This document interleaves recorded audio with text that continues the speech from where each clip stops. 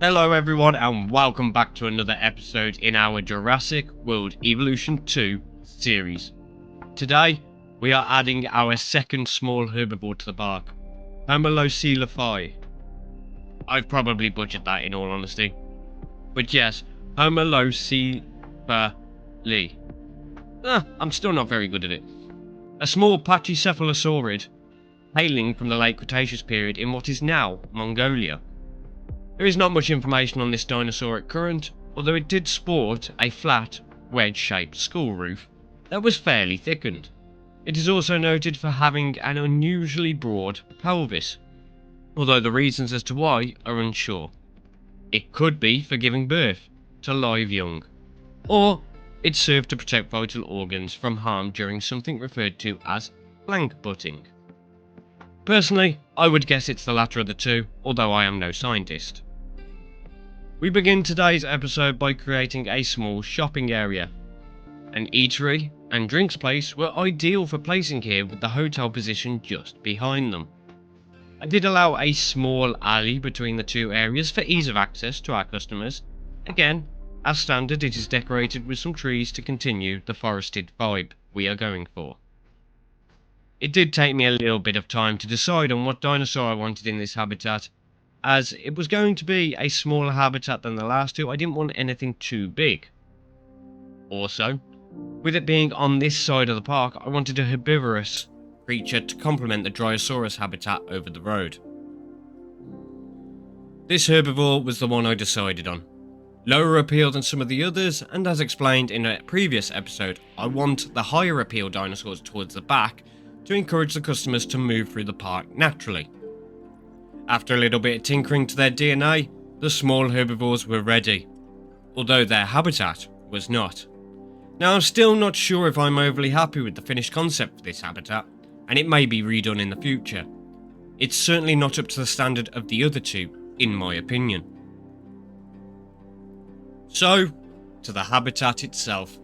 I started, as standard, mapping out the fencing and where I would like the viewing points to be relative to guest flow. I first tried to get on the far lookout viewing areas, but as you can see, this wouldn't have looked right, and so I gave up and opted for the standard viewing platforms.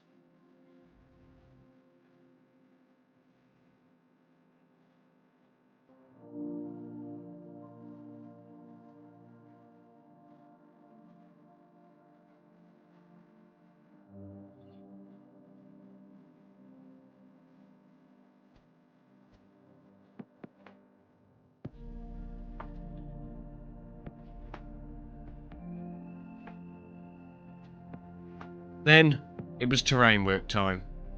I wanted a kind of sweep around the corner with it being road level nearer the path and higher towards the back. The water is set in the perfect position in my opinion, and the clusters of rocks I'm really happy with. I wanted to ensure that from both sidelines it was hard to see out of the habitat, so you were focused primarily on looking into it. The more I jumped into the sightlines, the more I felt needed to be added to achieve this. So even after adding the dinosaurs shortly, you can still see me tinkering away with foliage to get the look that I am happy with. In terms of getting the dinosaurs to this habitat, I used a different method compared to the last two habitats.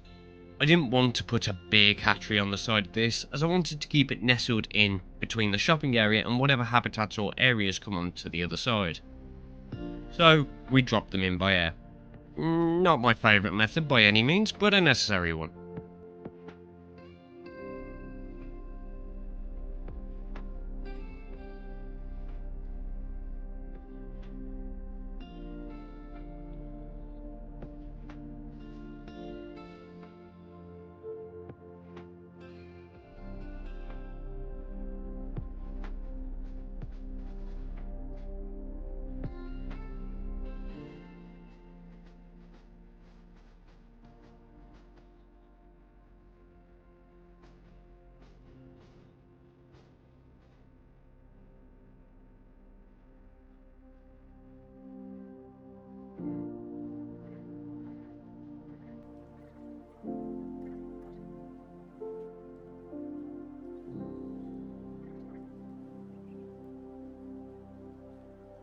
Forgive the rough camera movements as the dinosaurs get dropped in here.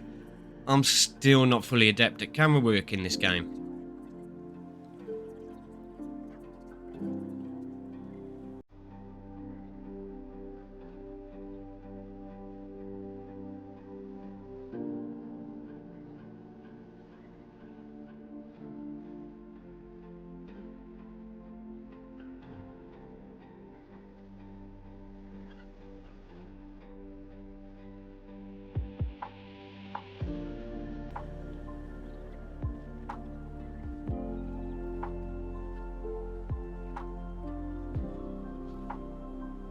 As you can see, I continue to check those sightlines, as I'm not totally happy with them.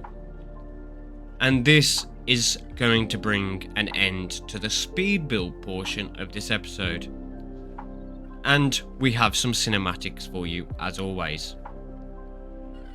Again, please like, comment, subscribe if you have enjoyed today's episode, and be sure come back in the future as we are adding another carnivore in the next episode.